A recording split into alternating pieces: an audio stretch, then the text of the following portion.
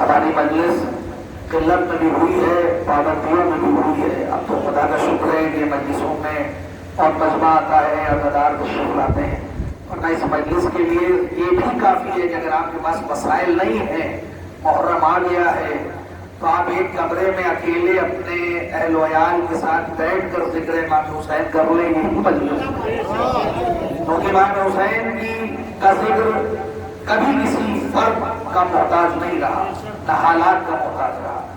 تو میں نے جس آیت کو تلاوت کا شرف حاصل کیا، جس آیت کی وہ 4 آیتوں پر مشتمل یہ پورا معروضہ ہے، لیکن کبھی کبھار یہ میں اپنے لیے پیش کر رہا ہوں، بچوں اور بزرگوں تک کے لیے نہیں، کہ پروردگار کا یہ کلام جو آیتوں کی شکل میں ہے وہ سیدھے سیدھے نہیں ہو سکتا تھا کیا کہ پروردگار کسی بھی سورے میں آیت کو بریک نہ لگاتا، بلکہ ڈائریکٹ کوئی بات کہتا الحمدللہ بسم اللہ الرحمن الرحیم الحمدللہ رب العالمین کہہ کے پورا آگے سورہ پورا ہو جاتا۔ قل اللہ احد اللہ الصمد لم یلد ولم یولد ولم یکن لہ کفوا احد۔ علامہ ذیشان حسن جوالی مرحوم تابہ سرا اپنی قرآن کی تشریح کے اعتبار سے جب اس پر آتے ہیں تو انہوں نے صرف اس کو نقل کیا اور کسی نے نقل نہیں کیا۔ وہ کہتے ہیں کہ اس کی مثال اسی طرح سے ہے جیسے ہم کوئی چیز کا اعلان کریں گے، کل مجلس ہوگی 8 بجے، مولانا صاحب خطاب فرمائیں گے، بات ختم ہو گئی۔ لیکن اگر ہم اس طرح سے کہتے ہیں کل انشاءاللہ مجلس ہوگی، اب وقت بیان کیا رات میں 8 بجے، کون پڑھے گا؟ مولانا موصوف پڑھیں گے، آپ حضرات سے شرکت کی گزارش ہے اور اس مقام پہ ہوگا۔ تو ہر لفظ پر، ہر بات پر انسان نے غور کیا۔ اب سرسری طور پر ایک بات کہتی ہے، اسی طرح پروردگار چاہتا ہے کہ ہر لفظ پر بندہ غور کرے کہ میں کیا کہہ رہا ہوں، یعنی پروردگار بتانا چاہتا ہے جس سے بات واضح ہو سکے۔ جن 4 آیتوں کا میں نے ذکر کیا اس میں پہلے میں ہے نفس مطمئنہ پلٹا اپنے رب کی طرف، تیرا رب بھی مجھ سے راضی، تو بھی مجھ سے راضی۔ پھر تیسری آیت، اور میرے نیک بندوں میں شامل ہو جا اور میری جنت میں داخل ہو جا۔ پروردگار ان 4 آیتوں کے ذریعے بتانا چاہتا ہے کہ یہ باتیں صرف اس کے لیے ہے جو نفس مطمئنہ ہے، اس کے علاوہ کسی سے مواصلہ نہیں ہے۔ پھر دوسری آیت میں بتا رہا ہے کہ پروردگار جو بندہ چاہتا ہے کہ پروردگار مجھ سے راضی ہو جائے، یہاں بندہ نہیں کہہ رہا ہے بلکہ پروردگار کہہ رہا ہے کہ پروردگار کہہ رہا ہے کہ اے بندے تو مجھ سے راضی ہو جا اور میں تجھ سے راضی ہوں۔ اور پھر تیسرا جملہ اس بات کی طرف اعلان ہے کہ معرفت بندے کے پاس ہے، اسی لیے میں داخل کر رہا ہوں، کہاں؟ اپنے نیک بندوں میں، اور نتیجے کے طور پر جنت دے رہا ہوں۔ یعنی پروردگار بتانا چاہتا ہے کہ اس آیت کے ذیل میں کوئی دوسرا شامل نہیں ہو سکتا، وہی شامل ہو سکتا ہے جس کا نفس پاک ہو، جس کا پروردگار اس سے راضی ہو، جس کی معرفت اتنی عظیم ہو، جس کو پروردگار اپنے بندوں میں داخل کرے اور جس کے حوالے جنت کر رہا ہے۔ یہ حسین کا ہے کے علاوہ کوئی ایسی ذات نہیں ہے جو اس میں شامل ہو سکتی ہے۔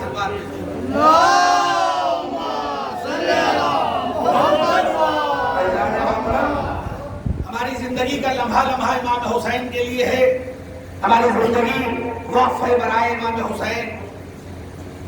آپ صرف یہ محسوس کریں کہ یہ فرش عطا کتنی عظیم چیز کا نام ہے، جہاں پر ہم ذکر کرتے ہیں پاک نفوس کا، پاک ذاتوں کا، اور اس کے بعد ذکر کرنے کے بعد اپنے نفسوں کو پاک کرتے ہیں، کیونکہ ہمارے نفس جو نجس ہو جاتے ہیں قدرتوں کی وجہ سے، گناہوں کی وجہ سے، وہ اس فرش عطا پر آ کر پاک ہو جاتے ہیں۔ اور عزیزان محترم، یہ آسان نہیں ہے، امام حسین کا ذکر اتنا عظیم ہے کہ اگر ہم اس کی معرفت رکھتے ہوں تو شاید ہمارا زندگی کا ہر عمل کامیابی کی منزلوں سے ہمکنار ہو جائے، کیونکہ اگر نیتیں پاک ہوتی ہیں، طینتیں پاک ہوتی ہیں تو انسان پاک ہوتا چلا جاتا ہے اور وہ روز محشر اس جزا کا مستحق ہو جائے گا جس کے لیے پروردگار نے کہا ہے کہ میں تمہیں جنت جیسی جگہ دوں گا اور تمہاری طینتیں پاک ہوں گی، تم کامیاب ہوگے۔ عزیزان محترم، ذکر امام حسین کتنی عظیم چیز کا نام ہے۔ امام حسین کا ذکر، امام حسین کی ذات کتنی عظیم ہے۔ زیارتوں کے سلسلے میں بہت سی زیارتوں کا ذکر ہے کہ ہمیں رسول اللہ کے روضے کی زیارت کرنا ہے، ہمیں مولا کائنات کے روضے کی زیارت کرنا چاہیے۔ بہت سی روایتیں رسول اللہ سے تو متواتر روایتیں ہیں کہ یہاں جاؤ، لیکن جو سارے معصومین نے جس چیز پر سب سے زیادہ زور دیا ہے وہ کس کی ذات کے لیے ہے، کس روضے پر جانے کے لیے؟ رسول اللہ نے کہا ہے کہ اگر تم میرے روضے پر نہیں آ سکتے تو حسین کے روضے پر ضرور جاؤ، کیونکہ وہاں پر جانا تمہاری زندگی کو بھی باعث افتخار بناتا ہے، تمہاری آخرت کو بھی باعث افتخار بنائے گا۔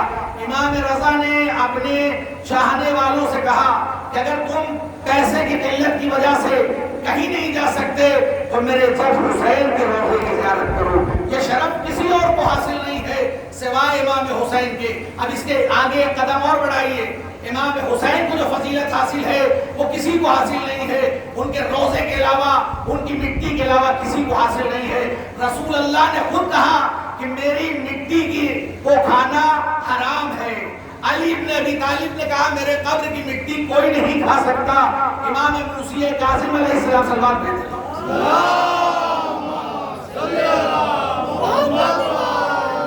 امام موسی کاظم علیہ السلام کہتے ہیں کہ اگر اپنے چاہنے والوں سے کہ تم میرے مرنے کے بعد میرے قبر کی مٹی کو نہ کھانا کیونکہ یہ حرام ہے۔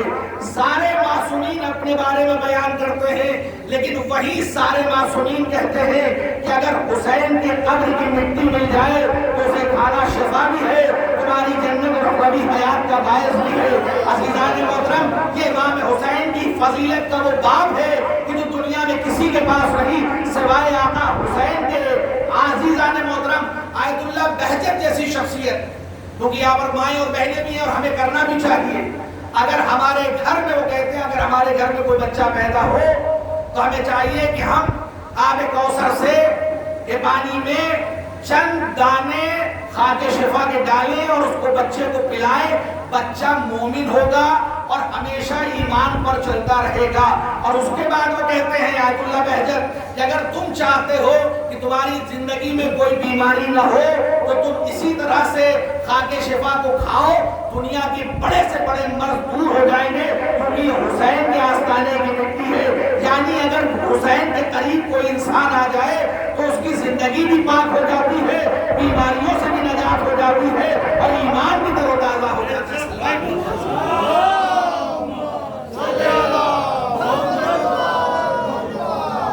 عزیزان محترم، اور اس مٹی کی فضیلت کے بڑے اسباب ہیں، بڑے بڑے لوگوں نے بیان کیا ہے۔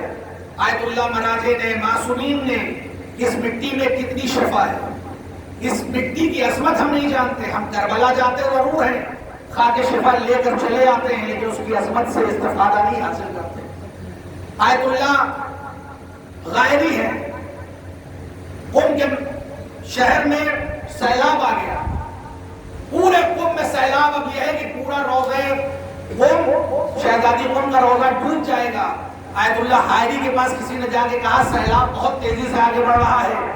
آیت اللہ حائری آتے ہیں اور آنے کے بعد پانی کو مخاطب کر کے کہتے ہیں کہ لے، اور یہ کہہ کے دو مٹی ڈال دیتے ہیں خاک شفا کی۔ پانی کا جو سیلاب آسمان کو چھونا چاہ رہا تھا، پانی نے اپنی جگہ بدلی، سیلاب ختم ہو گیا۔ لوگوں نے پوچھا آپ نے کیا کیا؟ کہا میں نے امام حسین کے روضے کی مٹی کو ڈال کے کہا اس مٹی کی قسم تو اپنی جگہ واپس چلا جا۔ اگر ہم یہ سمجھیں کہ جس طرح سے سیلاب واپس چلا جائے گا، اگر ہم حسین سے قریب ہو جائیں تو ہماری زندگی کی تمام مشکلات آسان ہو جائے گی۔ اور یہ سیلاب نے کر کے بتایا ہے کہ حسین کے جو بھی قریب رہے گا مشکلیں اس کے قریب نہیں آ سکتی۔ صلوات ہے۔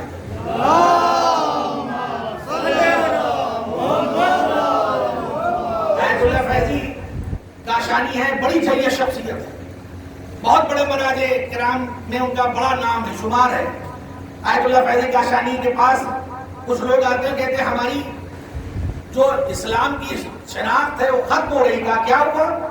کا ایک شخص ہے جو کہتا ہے کہ اس کے ہاتھ میں کیا ہے، اس کے بنا پر وہ پتہ نہیں کیا کیا کر لیتا ہے، اور وہ جو چاہتا ہے اس کی عظمت سے کوئی نہیں سمجھ پاتا کہ اس کے ہاتھ میں کیا ہے۔ عبداللہ فیض کاشانی جاتے ہیں اور کہتے تو بڑا اعلان کر رہا ہے کہ جو میرے ہاتھ میں ہے وہ بڑی عظیم چیز ہے، اور کسی کے ہاتھ میں کیا ہوتا ہے وہ بھی تو بتا دیتا ہے۔ مٹھی بند کیا کہ آپ بتا تو کیا ہے میرے ہاتھ میں ہے۔ عبداللہ اللہ فیض کاشانی نے کہا بتا کیا ہے میرے ہاتھ میں؟ ایک بار اس نے آسمان کی طرف دیکھنا شروع کیا، زمین کی طرف، ہر طرف غور کرنے کے بعد تھوڑی دیر کے بعد اس نے کہا کہ آپ کے ہاتھ میں تو ہے تو مٹی، لیکن میں یہ نہیں سمجھ پا رہا ہوں کہ آسمانوں سے آئی ہوئی مٹی آپ کے ہاتھ میں کیسے ہے؟ ایت اللہ فیض کاشانی نے کہا یہ آسمان کی مٹی نہیں ہے بلکہ حسین کی قبر کی مٹی ہے۔ وہ شخص کہتا ہے جب قبر کی مٹی ایسی ہے جو آسمان کی مٹی سے مشابہ ہے تو وہ حسین کتنا عظیم ہوگا۔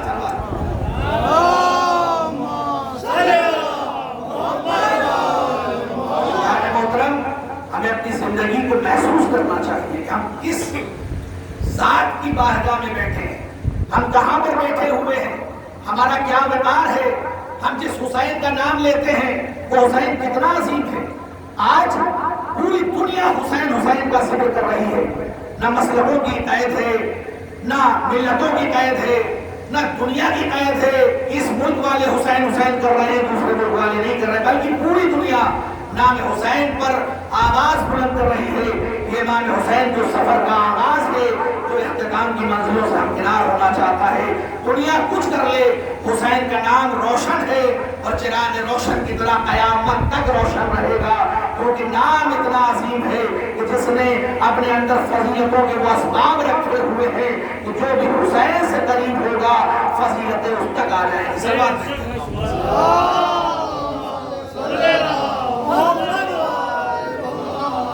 ایوان محترم، امام حسین کی عظمت کو سلام۔ امام حسین نے آسان کارنامہ نہیں کیا، بلکہ وہ باب جو بیعت کا باب تھا، دنیا نے امام حسین کے بعد بیعت کا باب کھل نہ سکا۔ اس سے پہلے بھی شہادتیں ہوئی، رسول اللہ کی شہادت ہوئی، جناب فاطمہ زہرا کی شہادت ہوئی، علی ابن ابی طالب کی شہادت ہوئی، امام حسن کی شہادت ہوئی، لیکن کوئی گنہگار کو نہ جان سکا، پردے میں رہ گئے سارے گنہگار۔ لیکن امام حسین نے کہہ دیا کہ میں بیعت کے بعد اور اپنے گنہگاروں کے چہرے کو دنیا کے سامنے آشکار کر کے جاؤں گا، اور یہی وجہ ہے کہ امام حسین نے بیعت کے اس باب کو قیامت تک کے لیے بند کر دیا۔ اور اس کا ثبوت آپ بھی مجھ سے کہہ سکتے ہیں، اس کا کیا ثبوت ہے کہ بیعت کا باب بند ہو گیا؟ آواز میں دوں گا کہ بیعت کا باب اس لیے بند ہو گیا کہ وہ انسان جو حاکم تھا، فاسق تھا، فاجر تھا، یزید، جس نے حسین سے بیعت کا مطالبہ کیا تھا، اب اس کے سامنے ایک قیدی ہے امام سید سجاد، لیکن اب وہ بیعت کا مطالبہ نہیں کر رہا ہے بلکہ اب بیعت مانگ رہا ہے۔ بیعت کا نہ مانگنا اس بات کی دلیل ہے کہ حسین نے قیامت تک کے لیے بیعت کے دروازے کو بند کر دیا۔ اب کچھ بھی ہو جائے بیعت کا دروازہ کھلنے والا نہیں ہے۔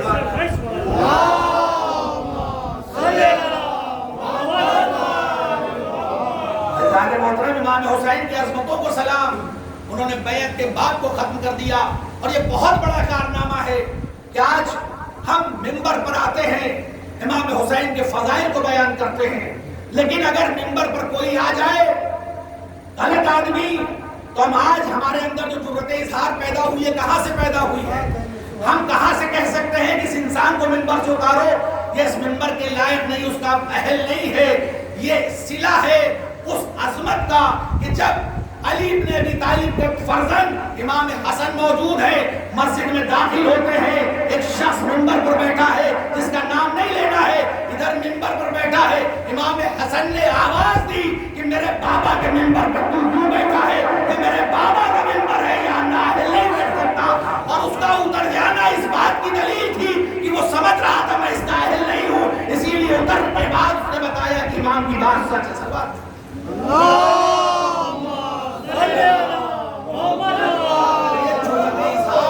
امام حسین نے ہمارے قینت میں جو پیش کیا ہے یہ اسی کا حوصلہ ہے کہ آج بھی ہم امام حسین کی اس بارگاہ میں شریک ہیں۔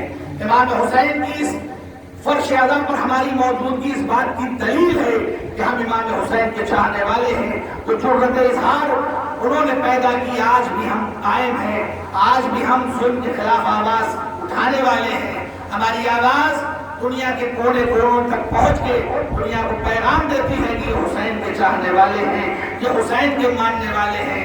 عزیزان محترم، یہی تو ہمارا سب سے بڑا نیک کام ہے کہ ہم حسین کی بارگاہ میں اپنے سر کو جھکا کر ظلم سے ٹکرانے کا حوصلہ رکھتے ہیں۔ کیونکہ امام حسین کے کم سن لوگوں نے، ان جانثاروں نے ہمارے اندر وہ حوصلہ بخشا۔ جناب علی اصغر کی فضیلت نہیں بیان ہو پاتی، شہادت کے عنوان سے ہم گریہ کرنے لگتے ہیں، لیکن سوچئے کسی کے گلے پر تیر سہ شعبہ لگ جائے اس وقت اسے کیا کرنا چاہیے؟ اس وقت جناب علی اصغر نے مسکرا کے قیامت تک کے ظلم کے خلاف آواز اٹھائی کہ اگر ظلم کتنا بھی اوپر ہو جائے، کتنا بھی بلند ہو جائے، علی اصغر نے ہنس کے بتا دیا کہ ظلم ہمارے سامنے ہیج ہے۔ یہ وہ حوصلہ ہے جو علی اصغر نے کربلا کے میدان سے پیش کیا، یہ امام حسین کی وہ طینت ہے، وہ حوصلہ ہے جو امام حسین کے جانثاروں نے کربلا میں پیش کیا۔ ہم صرف اسے مصائب کے اعتبار سے سن لیتے ہیں اور بہت آنسو بہانا چاہیے، لیکن یہ حوصلہ بھی دیتی ہے۔ یہ باتیں ابو الفضل عباس کے عزم کے حوالے سے جو گفتگو ہوتی ہے، وفاداری ایک ایسا عظیم تحفہ ہے جو ابو الفضل عباس نے دنیا کے سامنے پیش کیا۔ آسان ہے وفاداری، آج کے دور میں انسان اپنے بھائی کے ساتھ وفاداری کرنے کو تیار نہیں ہے۔ امام حسین کے اس وفادار نے دنیا کو پیغام دیا کہ اگر بھائی ہو تو جناب عباس کے جیسا ہو، بھائی کوئی ہو وفادار تو امام حسین کی عظمت کو سلام کرتا ہو۔ ایک بہت عظیم واقعہ ہے، بنی اسرائیل کا واقعہ ہے۔ دو بھائی ہیں، عظمت والدین اور عظمت رشتہ داری کو ضرور مجلسوں میں بیان کرنا چاہیے تاکہ دنیا میں کوئی پیغام جائے اور ہم اس پیغام سے استفادہ کر سکیں۔ بنی اسرائیل کا واقعہ ہے، دو بھائی ہیں، ایک دوسرے سے بڑی محبت کرتے ہیں اور محبت کرنے کے ساتھ ساتھ دوسرے کے حق میں دعا بھی کرتے ہیں کہ پروردگار اس کی دولت میں اضافہ کر، اس کو ترقی عطا کر۔ کیونکہ جب انسان اپنے بھائی کے لیے ہاتھوں کو بلند کرتا ہے تو پروردگار بھی آواز دیتا ہے، وہ اپنے بھائی کے لیے دعا کر رہا ہے، میں قریب ہوں، میں تمہاری اس عمل کو دنیا میں بھی اور آخرت میں بھی قبول کروں گا۔ اب وہ دو بھائی ہیں، کھیتی کیا انہوں نے، کھیتی بہت ہوئی۔ اب ایک بھائی نے دوسرے بھائی سے کہا جاؤ اور جس سامان میں ہم کو اس کھیتی کو لے جانا ہے اس کو لے جائیں۔ اب دو حصے کر دیے، برابر برابر کا حصہ ہو گیا۔ اب تو ایک بھائی چلا گیا گھر اس سامان کو لانے کے لیے جس کو اس کھیتی کا اناج کو لے جانا ہے۔ اب جو دوسرا بھائی وہاں پر موجود ہے، بڑا بھائی ہے، اس نے اس کھیتی کے اناج کو دیکھا اور اس لائن کو دیکھا اور اس کے بعد فوراً اس نے ایک لائن کا اضافہ کیا، اپنا حصہ اپنے چھوٹے بھائی کی طرف بڑھا دیا اور بڑھانے کے بعد کہتا ہے پروردگار اس کے پاس تو اہل و عیال بھی نہیں ہے، میرے پاس تو بچے ہیں، اس کے پاس یہی دولت کافی ہے، اس لیے میں اس کو اور دے رہا ہوں۔ اور دے کے ہٹ گیا۔ چھوٹا بھائی آیا، اب اس نے کہا جائیے بڑے بھائی سے بات جائیے وہ سامان لے آئیے جس میں آپ اس اناج کو رکھے۔ جب بڑا بھائی چلا گیا سامان لینے، وہ بوریاں لینے، تو اب چھوٹے بھائی نے کہا، اس کو نہیں پتا کہ بڑے بھائی نے اپنا حصہ بڑا ہماری طرف کر دیا ہے۔ اب اس نے کہا پروردگار میرے پاس تو اولاد بھی نہیں ہے، میرے پاس تو بچے بھی نہیں ہے، میرے بڑے بھائی کے پاس اولادیں بھی ہیں، کثیر الاولاد بھی ہے، ان کو پیسے کی زیادہ ضرورت ہے۔ اب اس نے اپنے حصے کا بڑا حصہ اپنے بڑے بھائی کی طرف کر دیا۔ اب جب دونوں آئے اور اب بوریوں میں اناج بھرا جا رہا ہے، تو آج بھی اس سے پہلے بھی اناج پیدا ہوتا تھا، لیکن جب آج بھرا جا رہا ہے تو اناج بڑھتا جا رہا ہے، دونوں کی جھولیاں بھر گئی۔ اب دونوں آواز دیتے ہیں، نہ جانے اتنی برکت کیسے ہو گئی۔ آواز قدرت آئی، تو نے ایک بھائی پر قربانی دی، دوسرے بھائی نے دوسرے بھائی پر قربانی دی، اپنے اناج کو اپنی دولت کو بڑھا دیا۔ میں پروردگار، میں رحیم، میں کریم، اگر تم آپس میں اتنی محبت دکھا سکتے ہو تو کیا پروردگار تم دونوں کی محبت کو قبول نہیں کر سکتا؟ دونوں کی عظمتوں کو بڑھا دیا۔ عزیزان محترم، اس فرش عزا پر آئیے تو اسی عظمت کے ساتھ آئیے، بھائی بھائی سے محبت کرتا نظر آئے، والد اپنے بچوں سے محبت کرتے نظر آئیں، نوجوان اپنے بھائیوں سے، ملت کے بھائیوں سے محبت کرتے نظر آئیں، کیونکہ جب ایک دوسرے سے محبت کا جذبہ ہوتا ہے تو دولتوں میں اضافہ ہوتا ہے، اور دولتوں میں کمی کب آتی ہے؟ ایک بھائی پروان چڑھ رہا ہے، دوسرا بھائی سوچ رہا ہے کیا سب کچھ میں ہی خرچ کر دوں، دوسرا بھائی بھی تو خرچ کرے۔ عزیزان محترم، جہاں یہ جذبہ آتا ہے وہ حسینی مزاج نہیں ہوتا، بلکہ حسینی مزاج تو یہ ہے کہ بھائی کو پتہ نہ چلے، اس کی مدد کر کے بتاؤ کہ ہمارے پاس پیسہ ہے، ہم تمہارے لیے پیسہ دے کر بتا رہے ہیں کہ ہمارے اندر وہ وفاداری جناب عباس پائی جاتی ہے جو جناب عباس نے ہم تک پہنچایا۔ صلوات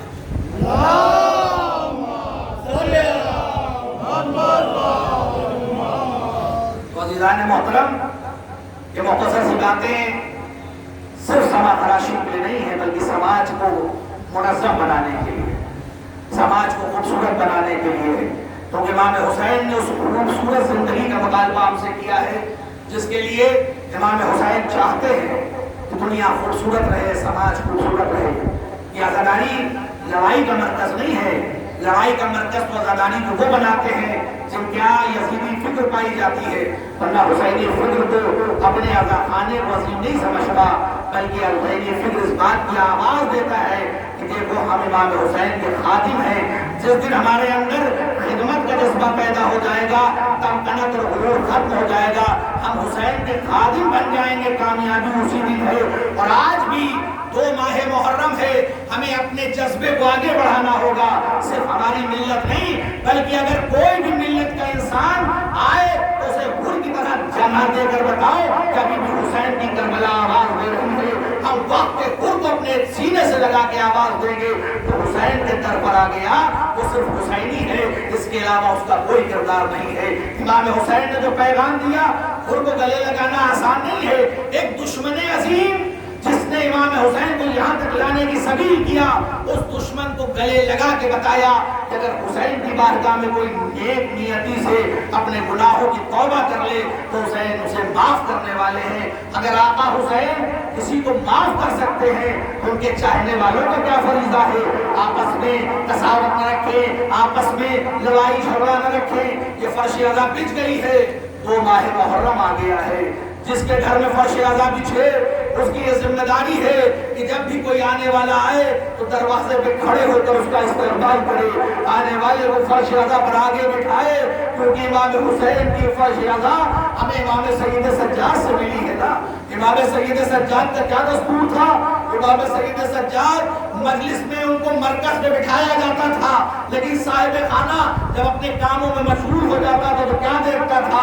امام سید سجاد اس جگہ پر بیٹھے ہیں جہاں مومنین کی جوتیاں رکھی ہوئی ہے، ان جوتیوں کو صاف کرتے جا رہے ہیں اور کہتے جا رہے ہیں میرے بابا کا عزادار ہے، میرے بابا کا عزادار ہے، اس کی ہر آمد کو پروردگار قبول کر. یعنی امام سید سجاد نے بتایا کہ ہماری زندگی کا لمحہ لمحہ یہ نہیں ہے کہ وہ اچھے تبرک بانٹیں، بلکہ ہمارے اندر اخلاق پیدا ہو، ہم دوسروں کے قریب آئیں، امام حسین کے چاہنے والوں کو وہ عظمت دے سکیں جس کے وہ حقدار ہے. عزادارو، امام سید سجاد کی عظمت کو سلام. کس طرح سے آنسو بہاتے تھے. 33 سال جس نے آنسو بہایا ہے، آسان نہیں ہے. ہمارا کوئی بزرگ مر جاتا ہے، ہمارے باپ مرے، ہم نے 3 دن بہت آنسو بہایا، 4 دن بہت آنسو بہایا، لیکن 1 مہینے کے بعد آنسو خشک ہو جاتے ہیں. لیکن امام سید سجاد کے سینے پر کتنا بڑا غم تھا کہ 35 سال میرا آقا روتا رہا اور خون کے آنسو روتا رہا. ایسے آواز دیتے تھے کہ میں آواز دے رہا ہوں. ہاں، امام حسین کے چاہنے والوں ایسے رو. کبھی قصاب کی دکان کے قریب سے گزرتے تھے تو اس گوشت والے سے پوچھتے تھے یہ بتاؤ کہ کیا تم نے اس جانور کو پانی پلا لیا ہے؟ تو وہ کہتا تھا آقا یہ تو اسلام کا دستور ہے، جب تک جانور اپنا منہ نہیں ہٹا لیتا ہم اسے ذبح نہیں کرتے. ایک بار کربلا کا رک کر کے کہتے تھے ارے بابا یہاں تو جانوروں کو بھی پیاسا ذبح نہیں دیا جاتا، لیکن آپ کو 3 دن کا بھوکا 3 دن کا پیاسا ذبح دیا. امام سید سجاد کی عظمت کو سلام. ہماری آوازیں میں یہ نہیں سمجھ جانتا کہ بچے ہیں ان کی آنکھوں میں آنسو آتے ہیں، کیسے آتے ہیں؟ جب معرفت پڑتی ہے تب آنکھوں میں آنسو آتے ہیں. لیکن صرف اتنا سوچو کہ اگر تمہارا کوئی بزرگ مر جائے تو کیا تمہاری آنکھوں میں آنسو نہیں آئے گا؟ ارے یہ کائنات کا امت کا بزرگ ہے جو ہمارے بیچ نہ رہا. ایسی عظیم شہادت کہ جس کے گھر کے سبھی افراد کو مار دیا گیا اور اس کا سر پس گردن کاٹا گیا ہو. عزادارو، آج 2 ماہ محرم ہے، مختصر سا وقت بچا ہے مسائب کے لیے، لیکن ایک مسائب ضرور پڑھوں گا جو جناب مسلم کی شہادت ہے، کیونکہ کربلا کا پہلا شہید جناب مسلم ہے جن کی شہادت بڑی عظیم ہے. اور یہی تو وجہ ہے کہ جناب مسلم جب ایک بار کوفے میں بھٹک رہے ہیں، ایک جگہ طوہ کے گھر میں پہنچتے ہیں اور پہنچنے کے بعد طوہ سے سوال آپ کرتے ہیں اشاروں میں. جناب طوہ آتی ہے، پانی کا کوزہ لاتی ہے، جناب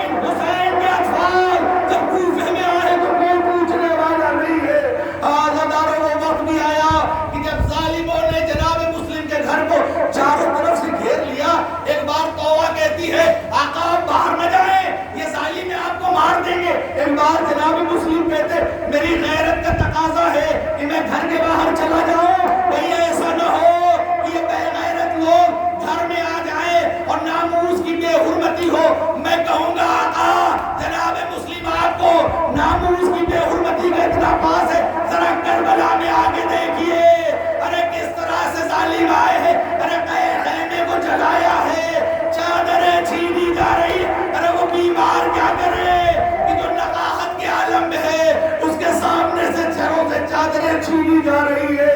آزادارو ایک بہن بھی ہے امام حسین کے ساتھ جسے جناب زینب کہتے ہیں، جیسے ہی آج 2 تاریخ ہے نا، جیسے ہی قافلہ وارد کربلا ہوا، جناب زینب وہ پہلی بی بی ہے جنہوں نے رونا شروع کیا، آہوں کو بلند کرنا شروع کیا، اور اس کے بعد اپنے بھائیہ کو بلاتی ہے اور کہتی بھائیہ ہی کس جگہ پہ ہم آ گئے، یہاں پر بڑا کرب محسوس ہو رہا ہے، مجھے بڑی ہول ہو رہی، میں جانا چاہتی ہوں۔ امام حسین کہتے بہن یہ وہی جگہ ہے کہ جہاں کے لیے میں نے وعدہ کیا تھا۔ ارے کوئی بہن ہو کتنا اپنے بھائی کو چاہتی ہو لیکن اپنی اولادوں کی قربانی یوں نہیں دے سکتی۔ ارے میں کہوں گا جیسی بہن جناب زینب جیسی کسی کو کائنات میں نہ ملی، ارے اپنے دونوں بیٹوں سے کہتی جاؤ اپنے ماموں کو قربان ہو جاؤ، اور جب تک تم قربانی نہیں پاؤ گے تب تک میں تمہیں دودھ نہیں بخشوں گی۔ ارے اول محمد کی شان سے گھوڑے پر سوار کیے گئے، جناب عباس نے ننھے ننھے بچوں کو سوار کیا، سوار کرنے کے بعد ایک بار جب یہ سوار ہو گئے تو امام حسین کہتے جاؤ بچوں خدا حافظ۔ ارے حسین پہ یہ وقت آ گیا ہے جب ننھے ننھے بچے حسین پر جان قربان کرے۔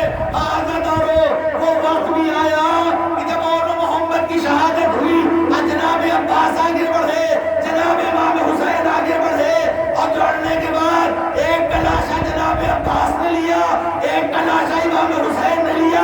ایک بار خیمے میں آتے، ارے کوئی ماں تو ہوتی تو اب تو رو دیتی، لیکن جناب زینب نے دونوں لاشوں کے درمیان مصلی بچھایا، اور بچھانے کے بعد کہا اے پروردگار زینب کی قربانی کو قبول کر۔